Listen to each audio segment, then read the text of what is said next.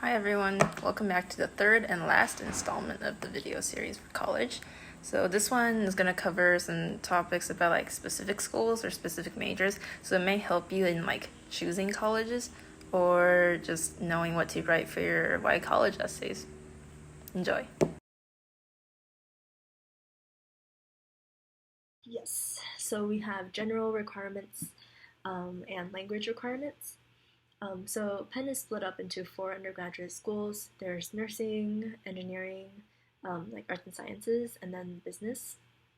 Each of these are a little different, but generally, for me, I had to take 5 like gen ed classes.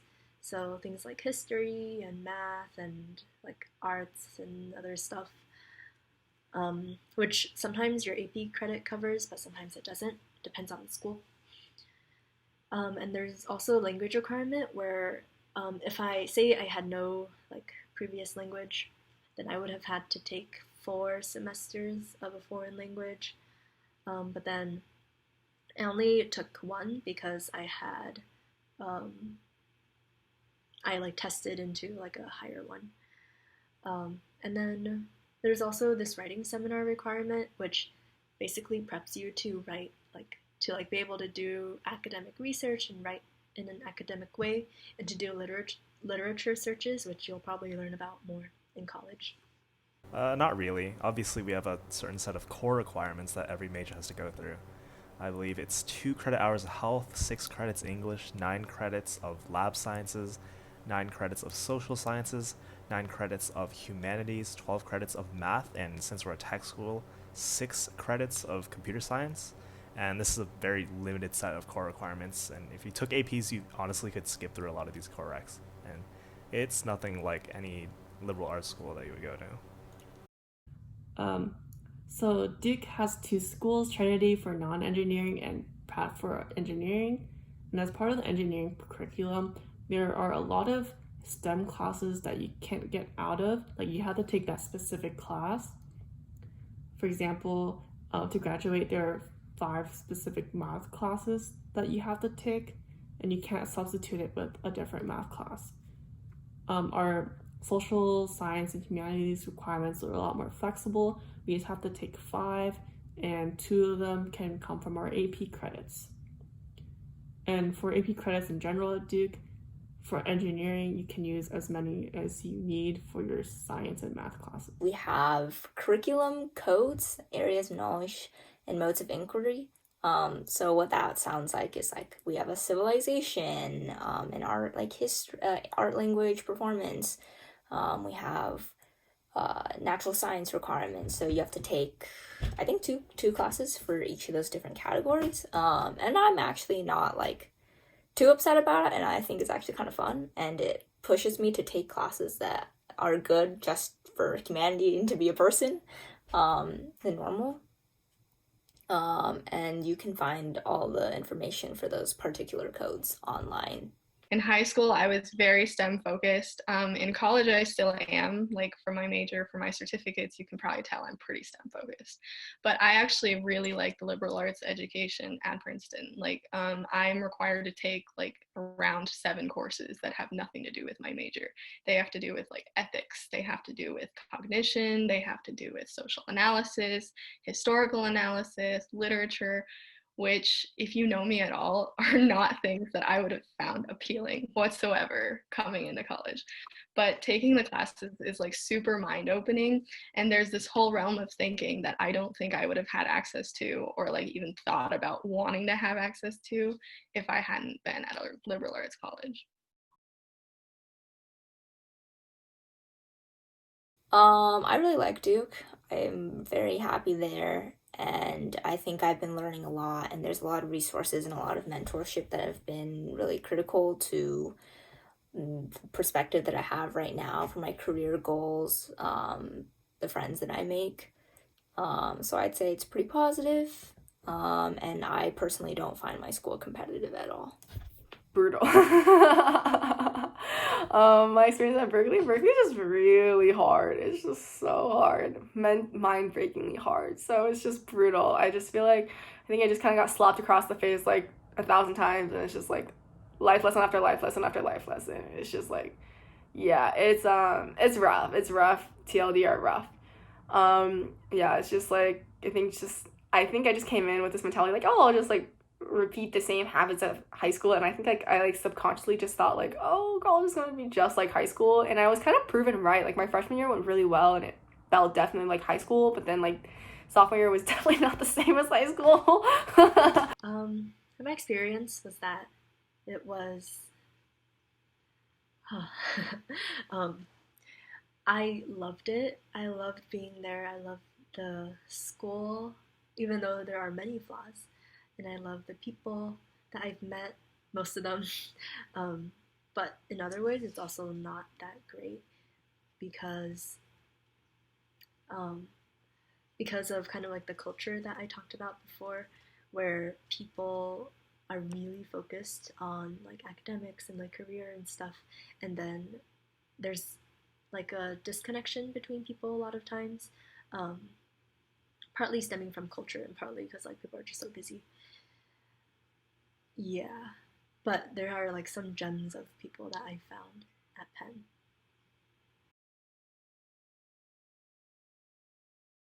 It really depends. At least at Berkeley, it has the reputation for being cutthroat and competitive.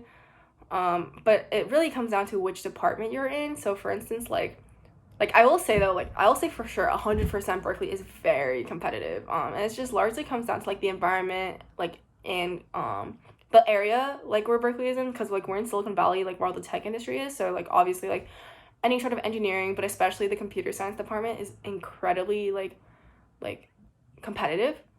Um, yeah, like that's for sure. And then also like Bay Area is like we have UCSF nearby, which is like a top tier medical school in the nation. So pre med have it really rough. And then if you've ever heard of grade deflation hits very hard for the pre meds. So it's definitely very like competitive and cutthroat for the pre meds. For the pre meds. In my experience, there are definitely a few, or not a few. There are a lot of competitive or cutthroat people, but I think for the most part, it's pretty not relaxed, but it's pretty decent around Georgia Tech at least. I was very surprised with seeing international students that are. I thought they would be a lot more competitive than uh, some of the American people at Georgia Tech, but honestly, a lot of the people from like China and India are pretty chill with their learning. And I think this really depends on the school that you're at. At Duke, I don't think it's really that competitive. I think it's much more collaborative. At least the people that I'm friends with and that I hang out with, it's not about being better than them. It's, about helping each other and encouraging each other. I think that's a really important environment to have, because then it doesn't feel like you're on your own, you're with people and you're with friends and you're all working together, that kind of thing. So not all prestigious schools are like super cutthroat and competitive. I mean, again, it can depend on the part of the school that you're, involved in or the school that you're going to, but again, I don't think Duke is that way at all. For Northeastern, I think the coolest thing about Northeastern is definitely their NUN program. Being able to go, like, not have the traditional like freshman year experience. Like if that's something that someone is looking for, not having it like they're okay with not having a traditional freshman experience. I highly recommend Northeastern because there's so many things about that school that are not traditional. Like the NUN, for example, like you're going out and studying in a whole different country your entire fall semester, really opened my eyes. And I feel like I became like definitely a more mature person that can take care of myself through that. Also, I really love the fact that Northeastern's in a city, like Boston of that. I'm not bored at all. Like I have so much stuff to do, and it's like a great social scene. So I never have to worry about like being like all down and sad at all. And like there's a lot of other like colleges near me too. So there's like a lot. It's basically a college town. So everywhere I go, like, there's only college students. Like, I don't feel like that it's dangerous at all. I feel like it's very safe for me. And then the third thing is that I really, really feel like the research labs and just the academics in Northeastern is on a different level, because just just based on purely the advisors that I have there, they're so helpful to me that they help me with every single like class registration. And like when I have a question about pre-med, like my advisor goes above and beyond just to get that answered for me. So like even if she doesn't know it, so I really, really love that aspect about my school and just the diversity that like Boston has to offer. For pre-health students, there is a patient experience ambassador internship, which allows students to round on patients in various specialties at Banner on campus. There is also the undergraduate biology research program, which is a paid full-time summer research experience. I'm also part of the U of A Honors College, and some of my favorite programs are the Alternative Spring Break, which is a 1-week service learning trip, and study abroad opportunities in Europe and Asia. Should I go next? Okay, so so I guess, so there's multiple parts to it. I would say the first part is the whole community experience to begin with. So at Duke, like all freshmen live on East Campus, which is like a separate, it's part of the whole Duke campus, but it's about a 5-minute bus ride away from where like the main chapel and where all your classes usually are. And it is different, but it's such a great way for you to really bond with your class and your class community. Like you have meals together, so you'll always see a friendly face at the East Campus dining hall. And so like if you go there for brunch, you can literally walk in and pretty much sit anywhere and you'll be greeted by your peers. And then there's like so many events happening on campus all the time. Like you can just go and look up like Duke events and there's just something happening, whether it's a karaoke night or some cultural event, or just, like a community, which like where you make tea together or have a massage session, or like something. There's massage chairs in every corner. And so that community feeling is really like vibrant. There's always that sense of home, even though your actual house might be thousands of miles away. And the second thing I would say is that they give you so many resources and opportunities, especially academically. Like there's so many research labs. I think there's so many students that participate in research, and there's so many ways to do it as well, whether it be through like official programs like Fast Connections, where you can get academic credit for the research you do, or just like emailing a professor or a lab. And there's so many different types of research that you can do as well, like not just science, but also the humanities and the social sciences. And there's our advising networks are really vast. So we have like so many tiers, and so there's always somebody to help you with any issue that you have. And the other thing I would say is, in terms of like resources to have fun, there's so many. Like on campus, there's like Durham, like if you go like 5 minutes from East Campus, there's like Durham Performing Arts Center, and they're gonna play Hamilton in the winter, permitting that COVID decides to pass or like reduces. And there's like little shopping areas and little restaurants that you can go to your friends with. And like we also have like these really nice this really nice summer program like Duke Engage. Number one at Duke, this is one of the reasons I came here, at least originally, is Duke Engage. Big ones, Duke Engage, which I thought was really cool. To me, it seemed more like a mission trip in kind of your field of study. Program where over the summer you can do an 8-week essentially internship that is service learning in like really amazing places. So you can go to places like Guatemala, which is one that I applied to. You can go to like Africa and Indonesia, and you can go to Japan and Korea, China, and like do these service learning projects, whether it's like helping small businesses be built, whether it's teaching people, educating them, whether it's building medical devices for people.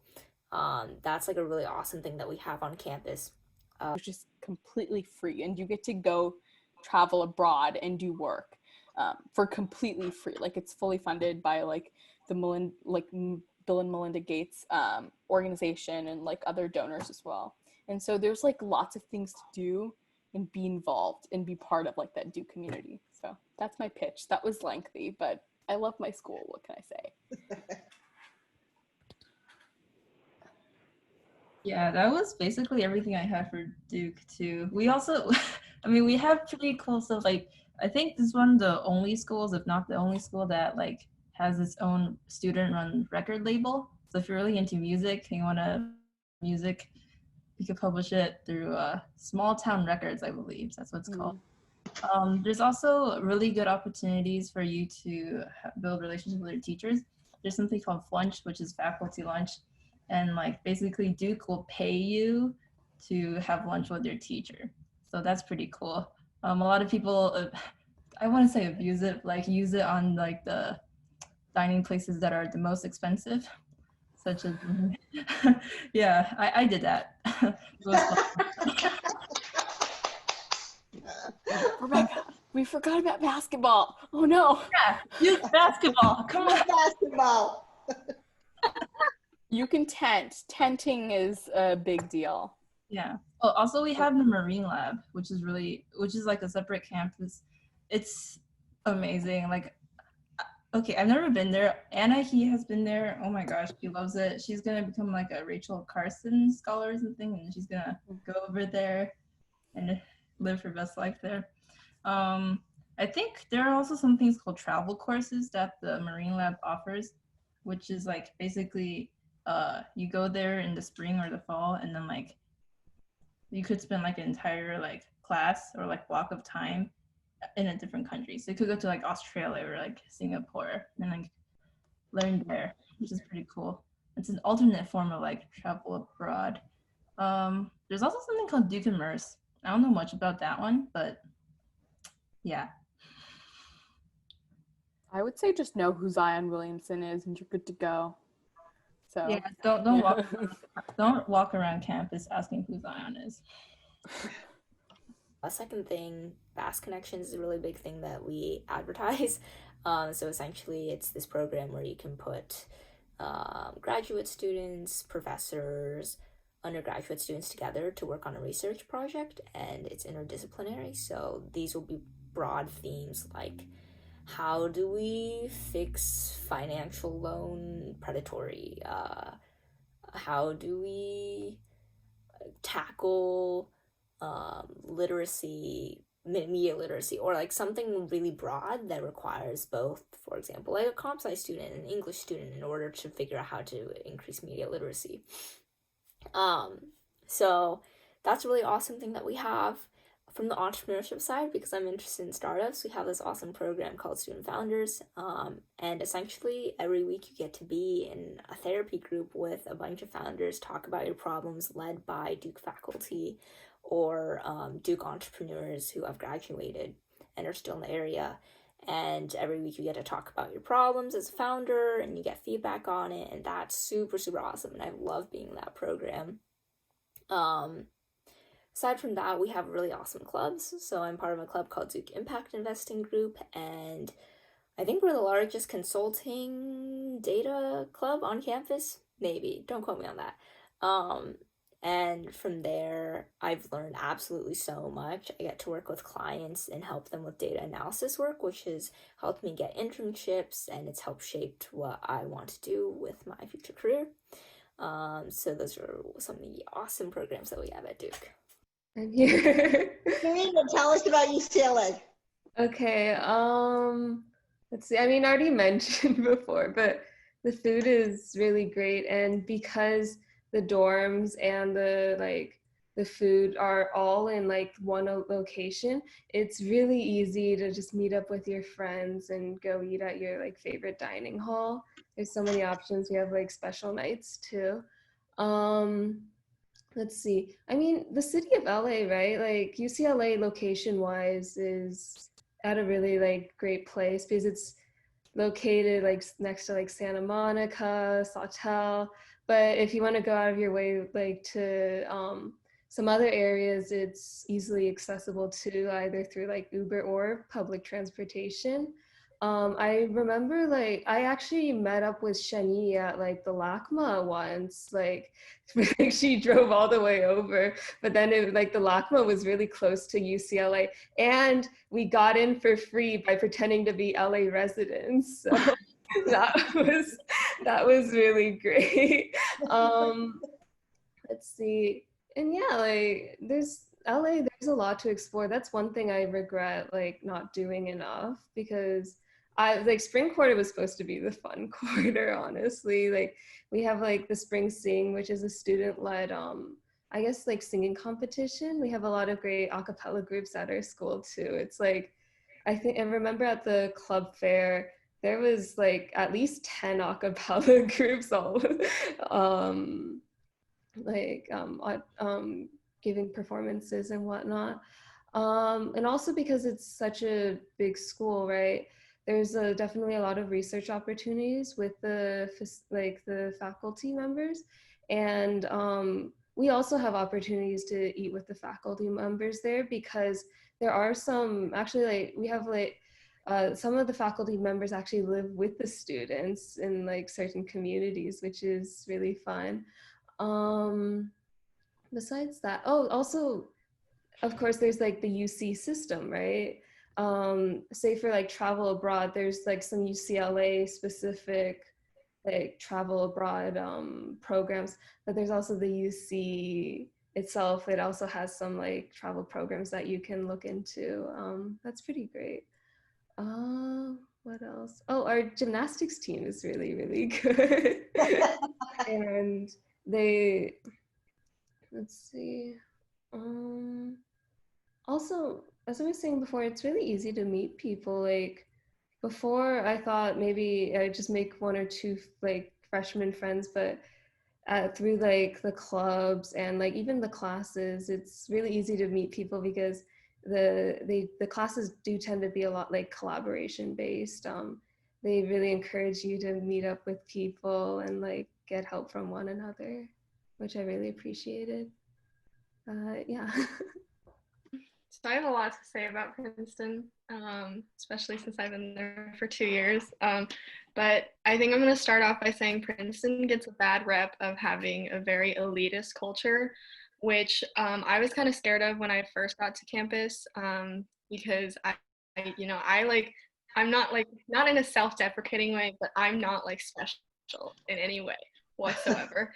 And so like I was really scared there would be this whole like elitist culture that maybe I wouldn't be a part of, but I've only actually met maybe like one or two people who like kind of give off that vibe. Like other than that, everyone else has been like very like, not like beyond my world kind of like people. I like love the student body there. It's very welcoming. We have so many orientations as freshmen. But one thing that I think is overlooked a lot at a lot of colleges is a residential college system, which I really enjoy. Princeton has one. I think Yale has one too. So the idea of the residential college system is you live in a certain building or like group of buildings that are the dorms, but within those buildings you also have the dining hall, you have a community hall maybe where there's like, for us there's like a piano, but it's like a giant lounge, there's a TV room. There's also like each residential college has their own library. They have like not a full-time staff, but like a staff who goes there every day, who like they're adults who like don't live there but they work there, so they're there for like counseling resources, they're there to run the residential colleges essentially, and it's a very good sense of community, or at least it was for me. I got very close with we call them Z groups, but it's like when you're a freshman, it's like a group of people who live in your hall. I'm guessing every college has like residential advisors, but like for us, we were super close with ours. And yeah, so Princeton also is a very small campus, but it doesn't feel small. It's like super spacey and it's beautiful. I did not think it was small at first because I lived in the furthest residential college from the engineering quad where I had a lot of my classes. So it was like a 15-minute to 20-minute walk every morning, which was annoying for me since I wake up around like 15 minutes before class. But yeah, but compared to other colleges, it's very small. It doesn't feel that way. So when I like got there, I was like, oh wow, you know, like I thought this was like a big-ish campus. It's definitely not. Like I have visited other schools now. When I was applying, I did not visit any colleges. And I've realized that Princeton is very suburban. It's not at all like NYU. It's not like any of those colleges in Boston. It's not in the city whatsoever, but it is very easy to get to places like New York. Like if I take like there's a dinky train, which is like a 2-minute walk from my residential college. And if I go one way, I go to New York. If I go the other way, I go to Philadelphia. So it's like 45 minutes either way. It's very easy to get to the cities. I'm part of the club basketball team right now, and so certain weekends I'll just drive off to Delaware or to Philly or to other schools in New Jersey and just stay there for a day like it's nothing, which is really cool for me because I'd never been to the East Coast before. And then what else is there? So it's very easy to access resources for food, which is pretty important if you're not on a dining hall plan. Princeton has made it mandatory for sophomores also to get their dining hall plan, just as I was becoming a sophomore, which is a little bit annoying because it's like the unlimited dining plan and you have to pay all the money, but it was helpful because I didn't have to worry about food. I still did go shopping occasionally, at least to help like my upperclassmen friends. So there's like a weekend shopper, which is just a bus that goes to Walmart, Target, and Costco on the weekends. But then for me, at least, I love this little like there's a Korean supermarket that's like a 3-minute train ride or a 10-minute bus ride away. And it's like a free ride, so like I just get on the bus and like go to the Korean supermarket, which is great for snacks and stuff. There's also, I don't know if you guys know at all what this is, but a Wawa. Which is like right near campus, and then so I go there when I have like super late night sessions for studying, and I just need a snack or something. And then in terms of social life, Princeton has a street of mansions, which are called eating clubs. And from what I've heard, they used to be super exclusive in terms of membership, but now there's like, they're not at all. Like there's some that are super selective still, but some that are a lot that are not. There's a whole culture around the eating clubs. We do have like Greek life still, but like it's not as big as the eating clubs. And so like when you become a sophomore, you can choose to join one. So you can either sign into one or you can do what's called bicker, which is essentially like the process of how they select people for Greek life too. So I'm not super familiar with the Greek life, but like I imagine it's the same. And we also have lawn parties, which I think are like kind of attributed to like our elitist culture, but our lawn parties are like once per semester, and they hire a bunch of like super well-known artists and bands, but then there's always one super big like headliner. Like since I've been there, we've had Sage the Gemini, we've had A Boogie with the Hoodie, we've had Cheat Codes, and I don't know who they were gonna have for the spring, but sure it was gonna be big.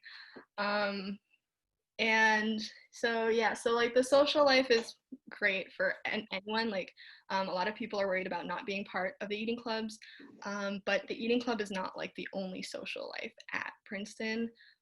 Like some people when they're applying to schools, they're worried about like Greek life or like kind of like party life in general.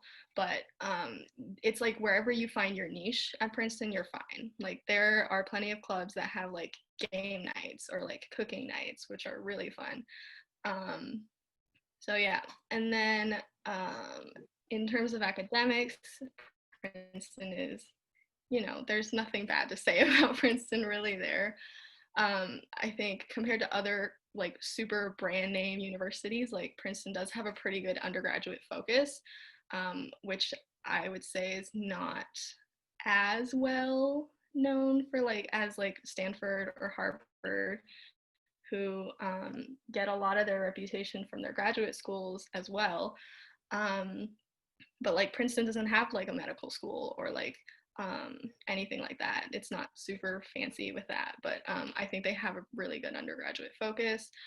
They have pretty good resources for everything. I was saying earlier, their pre-health resources are not great, but they are there if they're needed. So, I can do something really quick, which is like the big part of the reason why I chose CMU over a lot of other schools was because they had like a good or like an existent like art department and drama department. So like, because my major is like really STEM oriented, I didn't want to just like be around computers and like math all day. So like having like a drama department and art department that like host events pretty regularly on campus was like really important to me. And so, and also I guess you just get to like see more people and like, yeah.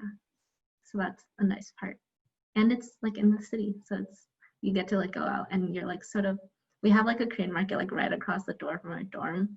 And so that's also really nice. So yes, the benefits of living in the city with like public transport are also great. So that was a quick.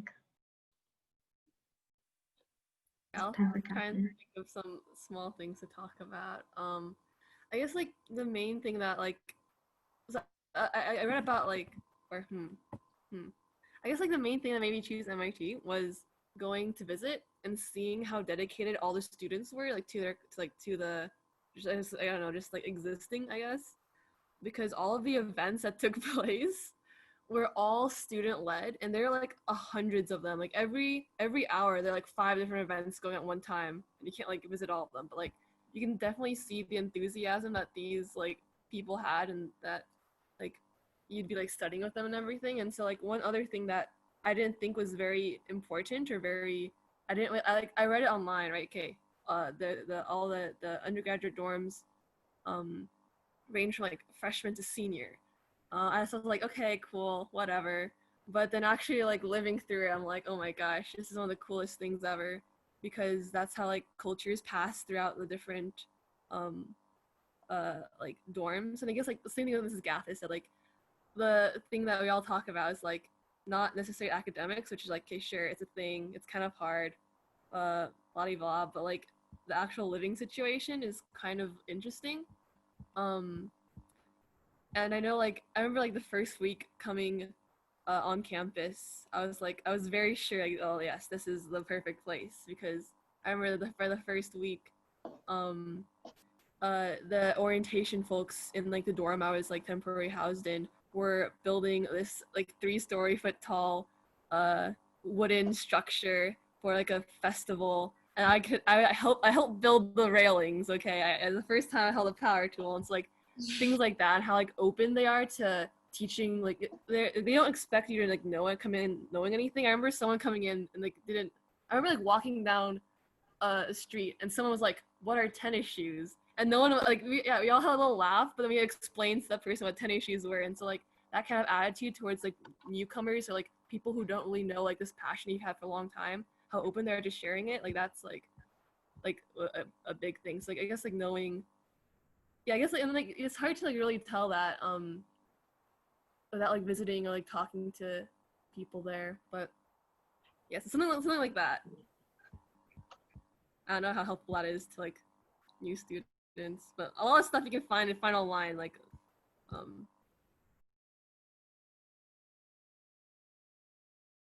The U of A has a wonderful website called Scholarship Universe, where it matches you to a bunch of scholarships that you are eligible to apply for. I also highly recommend applying to the Baird Scholarship. Only 6 students are selected each year, but it completely waives your tuition and fees, and they also provide you a $12,500 stipend each academic year to pay for textbooks, housing, or any other expenses that you may have. So you could study abroad with any major. Some specific programs might target students from specific majors though. So it would just be nice to consider a lot of it because a lot of people do it. It's a really great experience. It's definitely not difficult to do and it should be fun. Literally 2 pieces. Do your research. You can find a lot on the internet. I recommend the Berkeley Majors page because the UI is great and user interface is great, and you can click on like major. It's like very like well thought out. You can just scroll down and click on the major you want. Very easy. So if you don't know what to do, you can go to the Berkeley page and check it out. And okay, yeah. So do your research, and then second tip is to ask those older. So maybe if you don't have a counselor yet, ask someone that you know is maybe pursuing like biology or is pursuing English or Latin, or I don't know what they're pursuing, but like ask someone who's kind of gone down the road and has like taken classes that you will take your freshman year or sophomore year. Ask them for their advice and ask them what they like, and try to be as objective as possible, because obviously like their opinion isn't going to equal your opinion when you start learning it. So yeah, just ask for older people experiences, and honestly, like just don't be afraid to reach out. Like generally the college community is like very like generally very like helpful, like very like willing to just step out of their comfort zone and like help you out and stuff like that if you just have any questions. So just be nice, ask, and they'll probably help you out. So yeah. So I would say that if you are considering nursing, great job, by the way, because nursing's great. But if you want to be a clinician and practice and be like a nurse practitioner or something, then if you're sure of that, then like in my opinion, any like decent nursing school is pretty much the same. You don't have to go to Penn or like a really good nursing school, because a lot of time what's considered really good nursing school are ones that have a lot of research funding and can do like clinical research.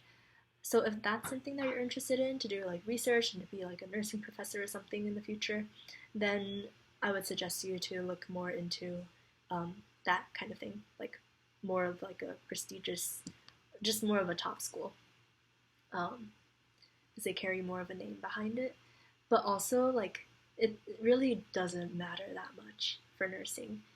Like, as long as you have shown that you can do work and do it well and, like, have your own sense of critical thinking, I really don't think it matters what school you go to.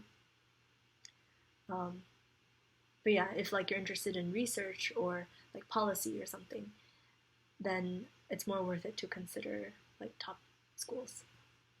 My advice for a neuroscience major, or any science major in particular, that could be biology, chemistry, anything like that, anything in that realm of sciences, I would highly, highly recommend that you get involved with a lab. For instance, for me, I think this is extremely funny just because, and if you knew me as a freshman, you would just know that I was just all over the place on what I wanted to major, and I had no clue, okay? And so I'm a neuroscience major who works in a global health lab with a biomedical engineering PhD student, and I've had an internship with 2 biotech companies as a analytical chemistry intern. Like, that is just all over the place, but that is definitely indicative of how I am when it comes to things that I like to do. I have a lot of interests. I have a lot of passions. Obviously, when I get a career that needs to become something that's like more concentrated in a specific field, but the joy of college is that you get to dip your toe in so many different things.